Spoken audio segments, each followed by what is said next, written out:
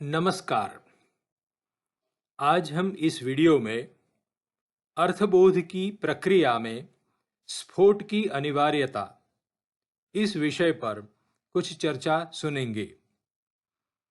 जैसा कि हम जानते हैं, वैयाकरणों ने अपने मुख्य सिद्धांत के रूप में स्फोट सिद्धांत को, स्फोटवाद को माना है।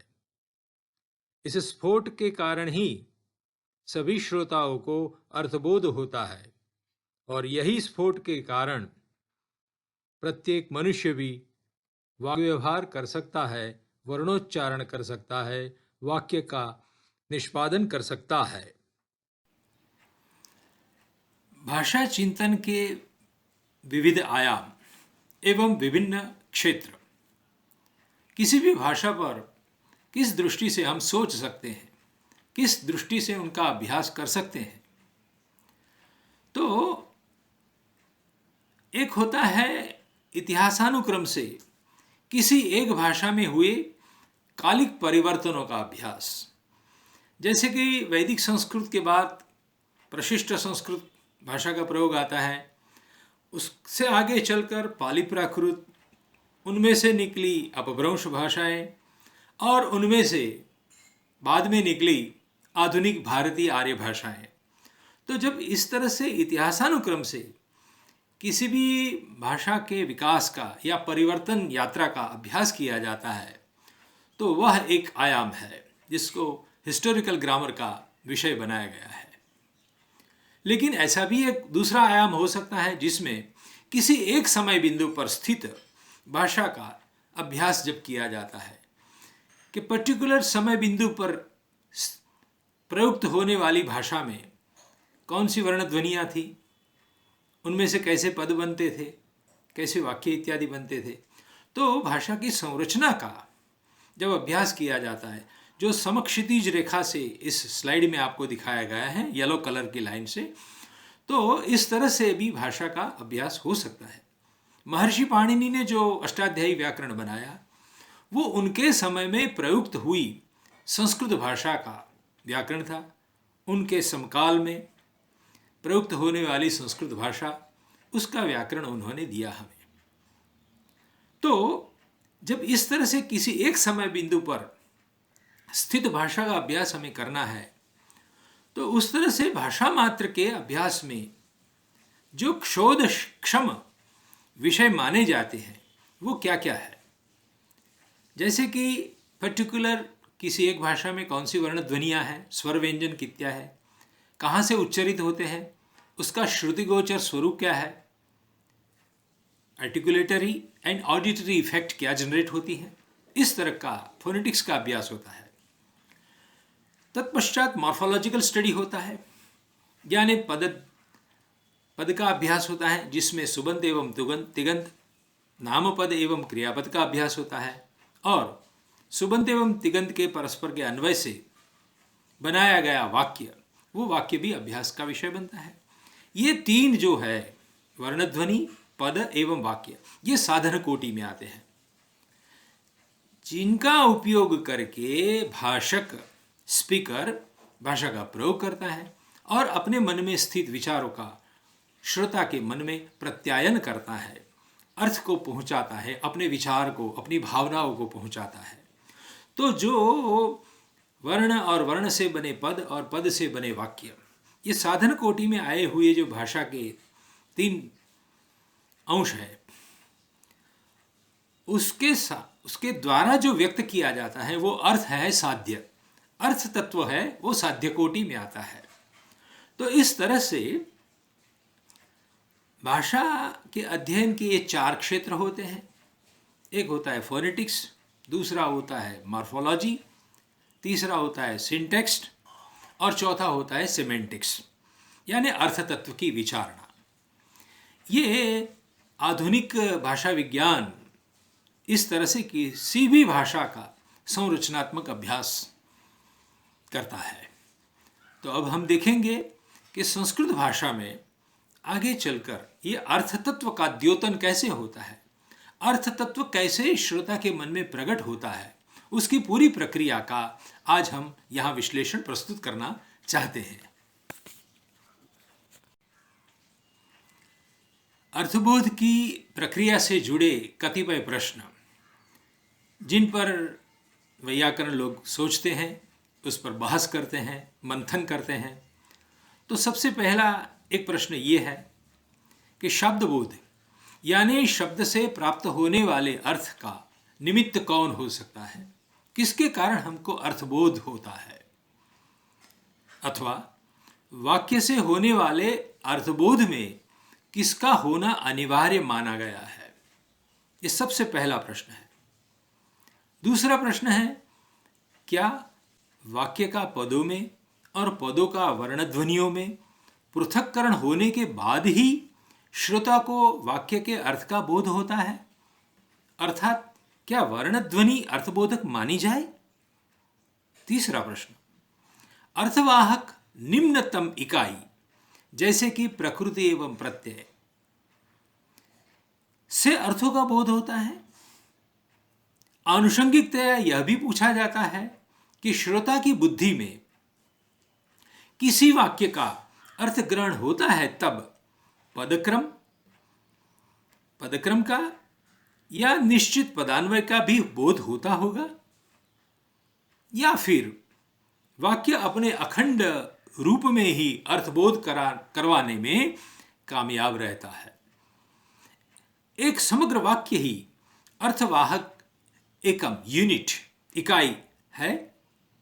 यहां वाक्य का स्वरूप कैसा मानना होगा इत्यादि। तो भाषा से जुड़े या अर्थबोध की प्रक्रिया से जुड़े ये बहुत सारे प्रश्न उपस्थित होते हैं, लेकिन प्रस्तुत चर्चा में इनमें से केवल प्रथम प्रश्न का समाधान यहां किया जा रहा है। वैयाकरणों को स्फोटवादीन कहे गए हैं। स्फोटवाद में मानने वाले, स्फोटवाद की उपस्थापना करने वाले। भर्तृहरि मानते हैं कि भाषा में वाक्य ही पारमार्थिक दृष्टि में सही है, किंतु श्रोता को श्रुति गोचर हुए वाक्य से सीधे ही वाक्यार्थ की प्राप्ति नहीं होती है।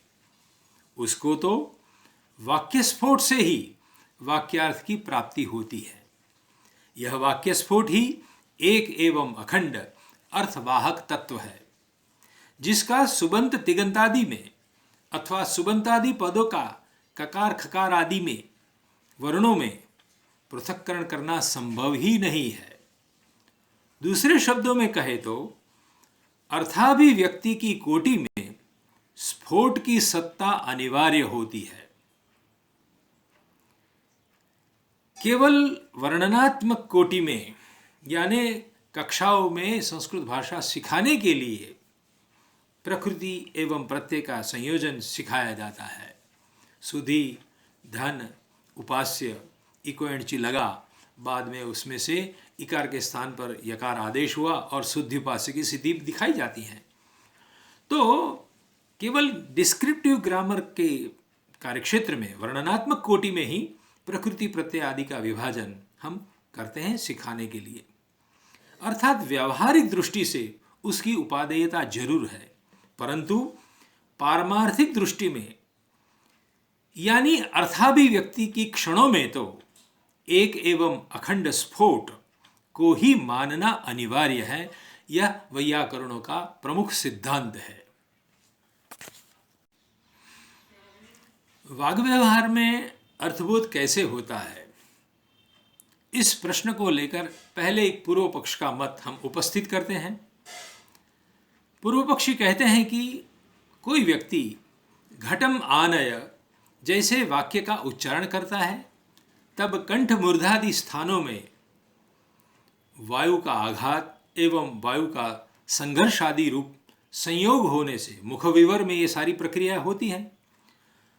तो संघर्षादि रूप संयोग होने से घकार, घकारोत्तरवर्ती अकार, तत्पश्चात टकार एवं अकार आदि वर्ण उत्पन्न होते हैं एवं घटम ऐसे पद की ध्वनि श्रेणी उच्चरित होती है जो श्रोता को कर्ण गोचर होती है। ऐसे वर्णात्मक शब्द ही कम्बुग्रीवादिमान घट व्यक्ति का, घट पदार्थ का बोध कराता है, उसका बोधक बनता है। मतलब कि वर्णात्मक शब्द ही घट जैसे पदार्थ का बोधक वाचक बनता है, ये पूर्व पक्षी मानते हैं। निष्कर्षतः एक ओर से वर्णात्मक शब्द तथा दूसरी ओर से वस्तुरूप पदार्थ, घट पदार्थ ही वाग व्यवहार में पर्याप्त लगते हैं। वाग व्यवहार के दो ही छोर हो सकते हैं, एक और वर्ण ध्वनिया, दूसरी और पदार्थ, घट पदार्थ। वाग व्यवहार में इन दोनों के अलावा कोई तीसरा तत्व प्रत्यक्ष प्रमाण से प्रतीत ही नहीं होता है। तीसरे किसी भी तत्व की आवश्यकता नहीं है, ऐसा पूर्व पक्षी नैयायिक लोग कहते हैं। अब सिद्धांत पक्ष की स्थापना रखते हैं। सिद्धांती वैयाकरण मानते हैं कि वर्ण से अर्थबोध नहीं हो सकता है, क्योंकि वर्ण तो उच्चरित होने के साथ ही तृतीय क्षण में विनष्ट होने वाले हैं। उच्चरित प्रध्वंसिनो वर्णाः भवन्ति। हमारा यह अनुभव है कि शब्द श्रवण के बाद श्रोता को जो अर्थबोध होता है वह तो यावत जीवन, चिरकाल पर्यंत उसके मन में सदैव यथातथ बना रहता है।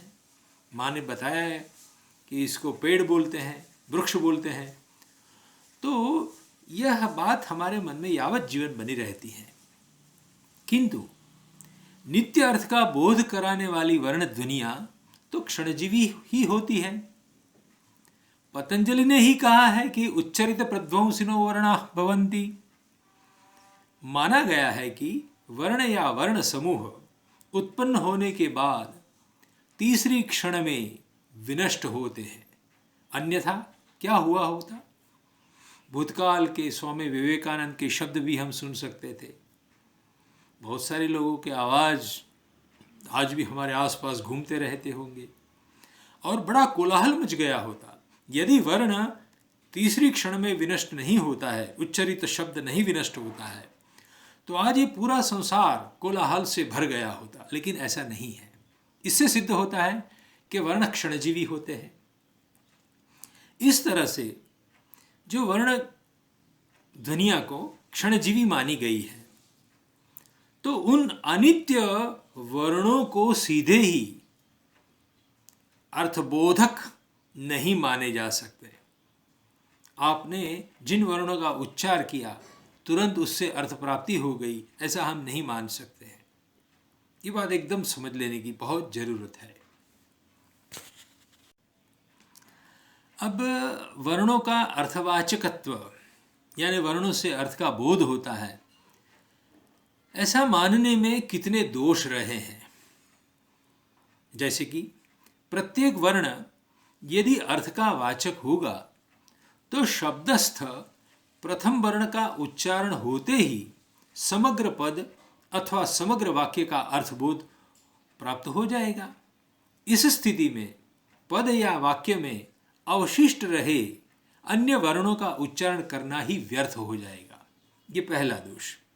दूसरा, यदि वर्णों को अर्थ के वाचक मानेंगे तो एक पद में या वाक्य में जितने वर्ण होंगे उतनी संख्या में अर्थों की प्रतीति होगी, जिससे वर्णों में परस्पर में अर्थ की दृष्टि से भिन्नार्थकता भी नहीं रहेगी, जिसके कारण उनमें परस्पर की दृष्टि से पर्यायता भी आकर खड़ी रह जाएगी।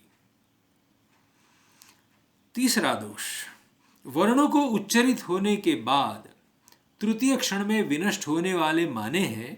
अतः उत्तर वर्ण का उच्चारण होते ही पूर्वोच्चरित वर्ण का नाश होता है।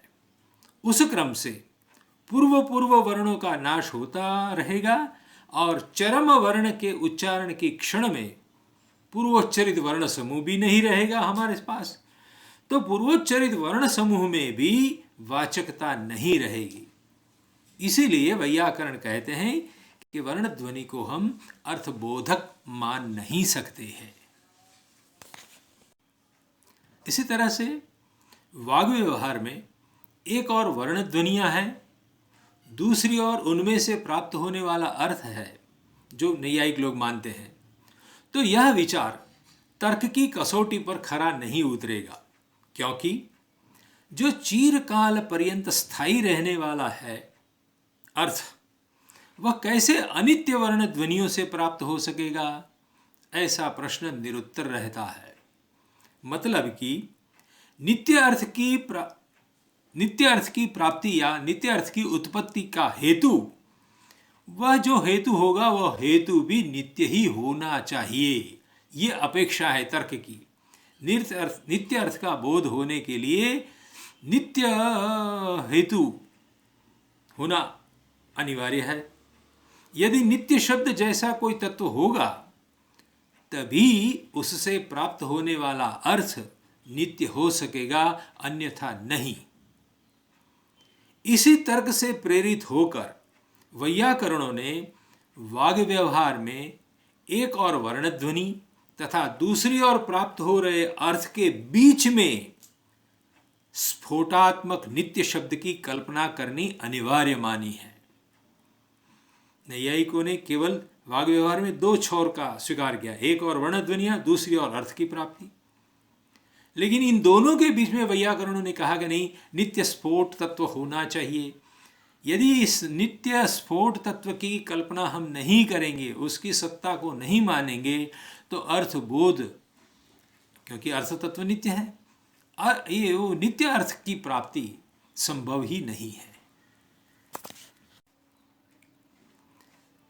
वाक्यपदीय में ध्वनि एवं स्फोट का मार्मिक निरूपण।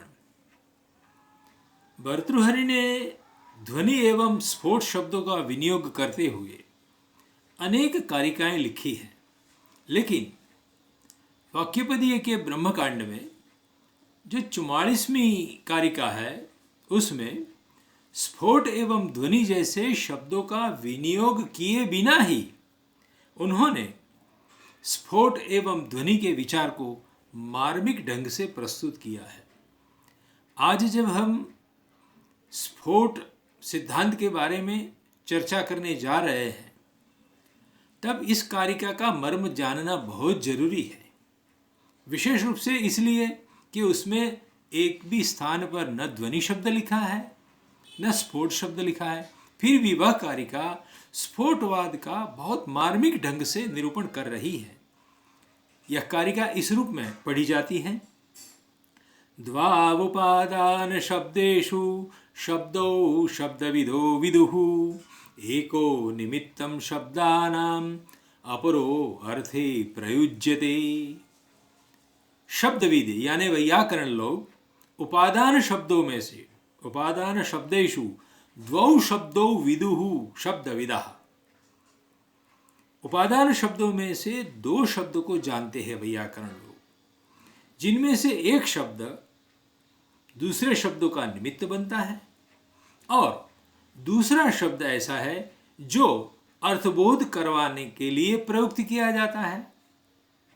यहां एक और दो, एको निमित्तम शब्दानाम अपरो अर्थे प्रयुज्यते, एकः शब्दः अपरः शब्दः, ऐसे शब्दों से इन दो शब्दों के बारे में कहा है। इसीलिए दुविधा होती है कि भर्तृहरि यहां कहने क्या चाहते हैं। तो मैं उसकी उन्होंने लिखी हुई स्वोपज्ञ वृत्ति पढ़ के आपको सुनाता हूं। पहले उपादीयते येन अर्थः, ये एक उपादान शब्द का जिससे अर्थ का उपादान किया जाता है।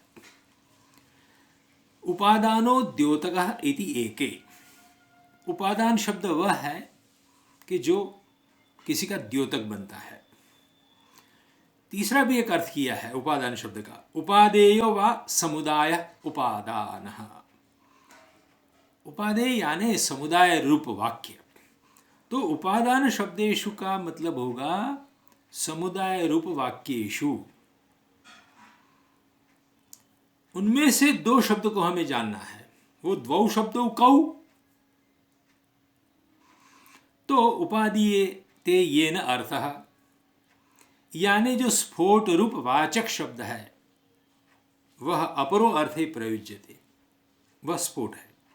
और एको निमित्तम शब्दा नाम से कौन लेना है, तो उपादानो द्योतकः, जो किसी का द्योतक बनता है, यानी वैखरी वाणी के वर्णध्वनियां, वैखरी वाणी से निकला वाक्य जो दूसरे शब्द का निमित्त बनता है। तो भर्तृहरि ने स्वयं जो उपादान शब्द के ये 3 तरह के अर्थ किए हैं अपनी स्वोपज्ञ वृत्ति में, उसके आधार पर हम इस कारिका का मर्म समझेंगे और स्फोट सिद्धांत का उसमें वक्तृपक्ष में और श्रोतृपक्ष में कैसे एक साथ में निरूपण हो रहा है वो हम देखेंगे। अब वाग व्यवहार के दौरान वक्तृपक्ष एवं श्रोतृपक्ष में स्फोट का क्या कर्तव्य है, स्फोट का क्या फंक्शन है, वो हम समझते हैं। वक्ता के मन में स्थित नित्य शब्द तत्व, जिसको स्फोट ऐसा नाम भी दिया जा सकता है, वह एको निमित्तम शब्दानाम शब्दों से सूचित किया जा रहा है। तो वक्ता के मन में सहज रूप से आजन्म जो सिद्ध एक नित्य शब्द होता है वह स्फोट, जो वक्ता की वैखरी वाणी के वर्ण ध्वनियों की उत्पत्ति में निमित्त बनता है। आप इस डायग्राम में देख सकते हैं। और यह वर्ण ध्वनियां श्रोता को श्रुतिगोचर होती है, जिसको अर्थ प्रत्यायन के प्रयोजन से प्रयुक्त की जाती है। यह अपरो अर्थे प्रयोज्यते, उससे अब जो श्रोता के दिमाग में कर्णेंद्रिय के माध्यम से पहुंचा, वो श्रोता के कर्ण में पहुंचे वर्ण ध्वनियां वो एको निमित्तम शब्दानाम फिर से बनती है। किसके लिए? तो ये श्रोता के कर्ण पटल में जाकर, उसके दिमाग में जाकर, उसके मन में रहा बुद्धिस्थ जो सुषुप्तावस्था में रहा स्फोट होता है, उस नित्य शब्द को वह स्फोट जागृत करता है। ये वर्ण ध्वनियां स्फोट को जागृत करती है श्रोता के मन में। अब यह स्फोट श्रोता के लिए अर्थ का बोधक बनेगा, इसीलिए उस स्फोट को अपरो अर्थे प्रयुज्यते ऐसा कहा है। तो इस कारिका में आप देखेंगे तो ये कारिका वक्तृपक्ष से भी लागू होती है और श्रोतृपक्ष से भी लागू हो रही है। दोनों तरह से आप देखेंगे तो एको निमित्तम शब्दानाम और अपरो अर्थे प्रयुज्यते दोनों के लिए वो संगत हो सकती है, हो रही है। तो ठीक है।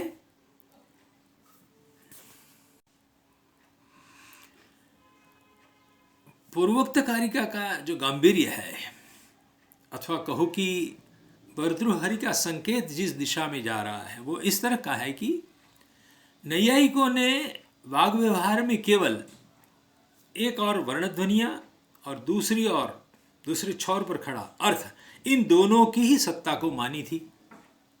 उसके सामने भर्तृहरि जो सोच रहे हैं वो ऐसा है कि वक्तृपक्ष में जो वर्णध्वनियां हैं उससे पहले भी एक स्फोट होता है वक्ता के मन में, आजन्म सिद्ध, जिसको मैंने कहा सहज रूप से मनुष्य को सहज रूप से दी गई एक प्रतिभा, एक शक्ति, भाषा का आकलन करने की एक क्षमता, वह स्फोट वर्णध्वनि के पहले होना अनिवार्य माना है भर्तृहरि ने। उसी तरह से श्रोता को जो अर्थ की प्राप्ति हो रही है, उस अर्थ प्राप्ति से पूर्व भी स्फोट का अस्तित्व मानना बहुत अनिवार्य है। तो इस तरह से पूर्वोक्त कारिका में भर्तृहरि ने वर्णध्वनि से पहले भी स्फोट माना है और अर्थबोध के पूर्व में भी स्फोट को माना है। ये संकेत यदि हम भूल जाएंगे तो भर्तृहरि का जो योगदान है और स्फोट सिद्धि में जिस विचार की आवश्यकता है, अनिवार्यता है, उसको हम ठीक तरह से नहीं समझ पाएंगे। नैयायिक जब कहते कि वर्णध्वनि से सीधा अर्थबोध होता है, तो भर्तृहरि उनकी मना करते हैं कि नहीं, वर्णध्वनि निकलने से पहले भी एक स्फोट है। प्रत्येक वक्ता के मन में बुद्धिस्थ एक नित्य स्फोट होता है और उसी तरह से श्रोता के कर्णपटल में जो ध्वनियां पहुंचती है, उससे उनके दिमाग में रहा भी एक स्फोट पहले जागृत होता है। उस श्रोता के स्फोट के जागृत होने के बाद ही अर्थ की प्राप्ति हो सकती है। इसीलिए वर्णध्वनि से पूर्व में भी स्फोट मानना पड़ेगा, नित्य शब्द मानना पड़ेगा, और श्रोता को जो अर्थबोध हो रहा है उस अर्थबोध की पूर्वावस्था में भी स्फोट का जागृत होना, स्फोट का होना अनिवार्य माना गया है। स्फोट का उभयत्र संबंध ध्यातव्य है। अब बात तो यही निकली कि दोनों तरह उसका जो संबंध है उसको हमें ध्यान में लेना पड़ेगा। यदि नित्य अर्थ की प्राप्ति के लिए नित्य स्फोटात्मक शब्द का होना अनिवार्य माना है, तो श्रोता को श्रुति गोचर हुई वर्ण ध्वनियां भी, जिनको क्षणजीवी कही है, वे भी नित्य स्फोटात्मक शब्द से ही पैदा होने वाली बतानी आवश्यक थी। जो बात भर्तृहरि ने इस कारिका के माध्यम से हमको कही है।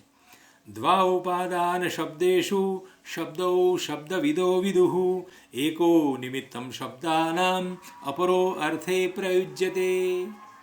इससे भर्तृहरि ने बताया है कि न केवल नित्य अर्थ की प्राप्ति में नित्य स्फोट जिम्मेवार है, अनिवार्य है, बल्कि वक्ता के जिन वर्णों ने श्रोतृ बुद्धिस्थ स्फोट को जागृत किया है, वे वर्ण ध्वनियां भी वक्ता के बुद्धिस्थ नित्य स्फोट से ही पैदा हुई है।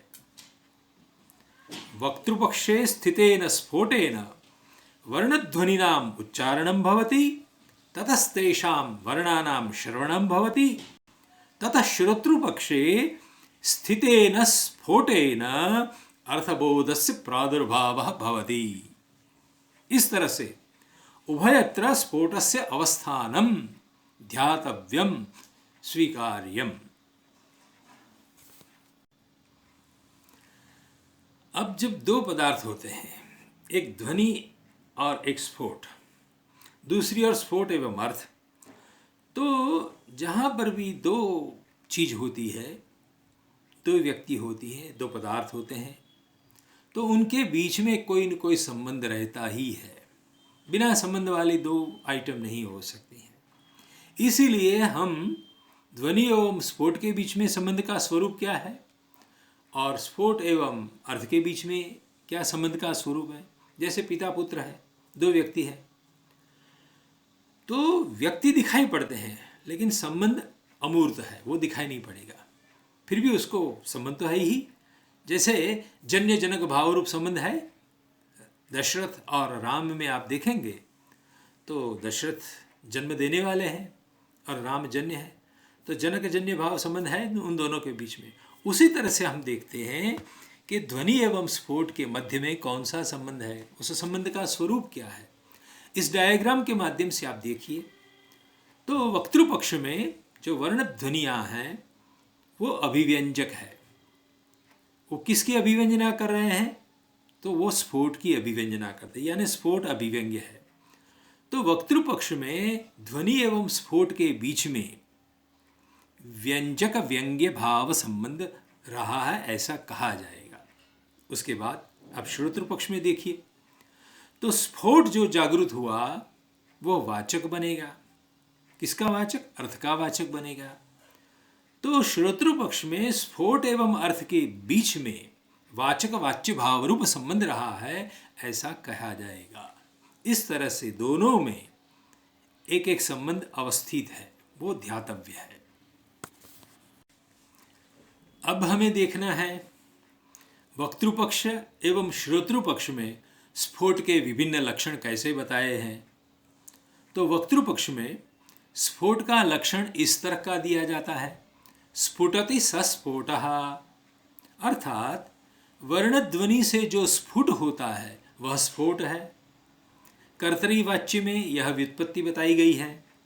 और स्फुट्यते व्यज्यते वर्णैः यह सस्फोटः, अर्थात वर्णों से जो स्फुट होता है, वर्णों के द्वारा जो स्फुट होता है वह स्फोट कहलाता है।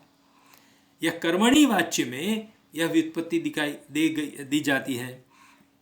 इस दृष्टि से स्फोट को वर्णाभिव्यंग्य भी कहा जाता है। ये दोनों ही लक्षणों के द्वारा स्फोट एवं ध्वनि के बीच में रहा अभिव्यंग्य अभिव्यंजक भाव संबंध कहा जाता है। और श्रोतृपक्ष में एक तीसरा लक्षण दिया जाता है स्फोट को श्रोत्र पक्ष से यदि समझना है, समझाना है, तो वहाँ क्या लक्षण है? तो स्फोट का लक्षण वहाँ पर इस तरह का दिया गया है, स्फुटति अर्थः यस्मात्, जिसमें से अर्थ निकलता है। तो जिसमें से अर्थ का स्फोट यानी अर्थ की स्फोट की अभिव्यक्ति होती है, उसको स्फोट कहते हैं। इस तीसरे लक्षण के द्वारा अर्थ एवं स्फोट के बीच में वाच्यवाचक भाव संबंध रहा है। अर्थ वाच्य है और स्फोट वाचक है। तो स्फुटति अर्थः यस्मात् अथवा तो अस्मात् सस्फोटः, ऐसा तीसरा जो लक्षण है वो श्रोतृ पक्ष में लागू होने वाला है। यह भी छात्रों को ध्यान में रखना चाहिए। अब उच्चरित ध्वनि एवं अर्थ के मध्य में स्थित स्फोट तत्व का स्वरूप। उच्चरित ध्वनि एक साइड पर, दूसरी साइड पर अर्थ, दोनों के बीच में, दोनों के मध्य में स्थित जो स्फोट तत्व है। अभी तक जो पहले हमने लक्षण देखे वो एकांगी है। अब दोनों को मिलाकर एक चौथा लक्षण दिखाना भी बहुत जरूरी है।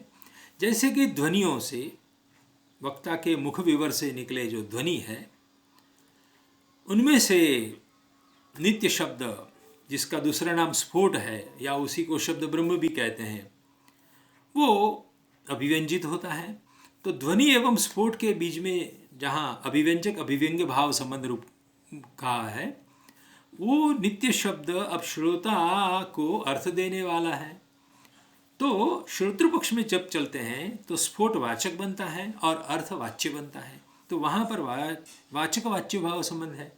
अब वक्ता श्रोता दोनों के संबंध में स्फोट का जो स्वरूप है उसको प्रकट करने के लिए, शब्दबद्ध करने के लिए जो चौथा सिद्धांत पक्ष में पूर्ण रूप से लक्षण दिया जा सकता है, वह लक्षण ऐसा है। कैसा है? वर्णाभिव्यंग्यत्वे सति अर्थ प्रत्यायकत्वम स्फोटत्वम। वर्णों से अभिव्यंग्य होने के साथ जो अर्थ का प्रत्यायन भी करता है, जिसमें अर्थ का प्रत्यायन करने की शक्ति है, वह स्फोट है। वर्णाभिव्यंग्यत्वे सति, वर्ण से अभिव्यंग्य होने के साथ साथ जो अर्थ का बोधक भी बनता है, वह स्फोट है। यह सिद्धांत पक्ष में आया हुआ स्फोट का लक्षण बनता है। नादैराहित बीजानाम अन्त्येन ध्वनिना सह आवृत्ति परिपाकायां बुद्धौ शब्दोवधार्यते। वैयाकरणों के मत से वर्ण ध्वनिया से कैसे स्फोट की अभिव्यक्ति होती है, उस प्रक्रिया को समझना होगा। अब जैसे कि घटमानय, इस वाक्य में प्रथम ध्वनि घकार, घकारोत्तरवर्ती अकार, तो घ अ क्रमशः जैसे उच्चरित होता जाएगा तो एक अस्पष्ट स्फोट अभिव्यंजित होगा। उसके बाद टकार अकार रूप उत्तर उत्तर व्यंजक ध्वनिया से, ध्वनियों के उच्चारण से तनिक अधिक स्पष्ट स्फोट की अभिव्यक्ति होती रहेगी। और बाद में आ न य ऐसे वर्णों का क्रमशः उच्चारण होते ही अंततो गत्वा स्फुटतम एक समग्र वाक्य स्फोट की अभिव्यक्ति पूर्ण होती है। यहाँ अन्य ध्वनि के साथ उच्चरित होने वाले सभी पूर्व वर्णों के उच्चारण से श्रोता की बुद्धि में क्रमशः थोड़ा थोड़ा संस्कार पैदा होता रहता है। इस तरह से पूर्व संस्कारों के सहकार से संस्कारों की आवृत्ति होने पर श्रोतृ बुद्धि में शब्द यानी स्फोट रूप नित्य शब्द निश्चित होता है, यानी अभिव्यक्त होता है। और उसके बाद वह स्फोट रूप शब्द अर्थ का वाचक बनता है कि घड़ा ले आओ, ऐसा कहा गया। घटम आनय, उसका अर्थबोध अब संपन्न होगा।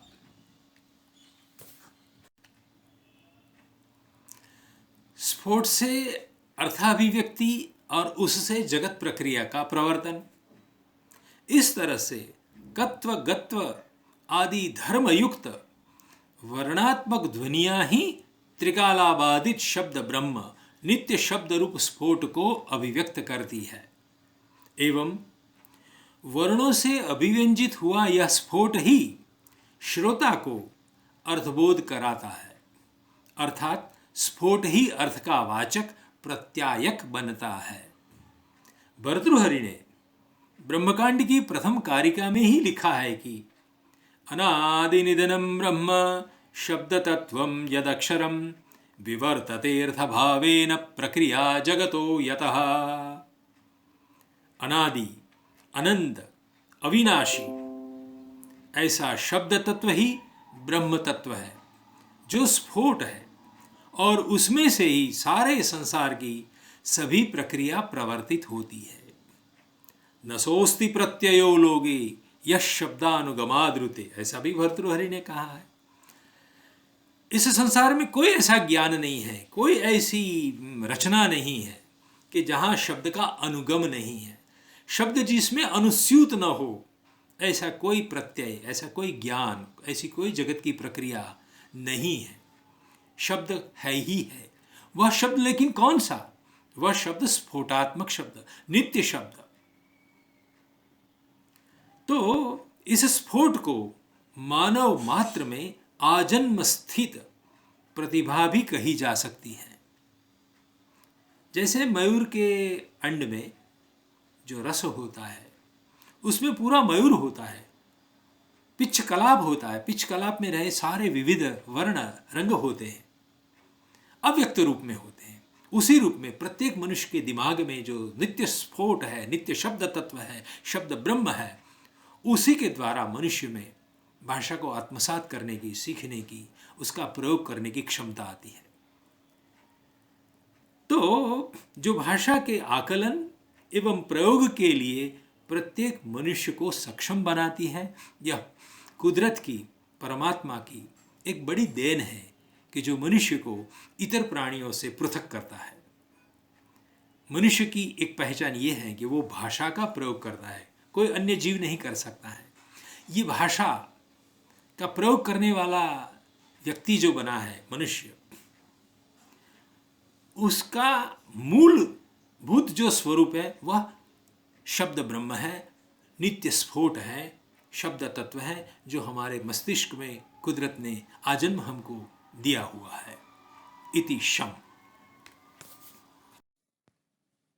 भारत में भाषा चिंतन की परंपराएं इस विषय को लेकर 12 जनवरी से 14 जनवरी के दौरान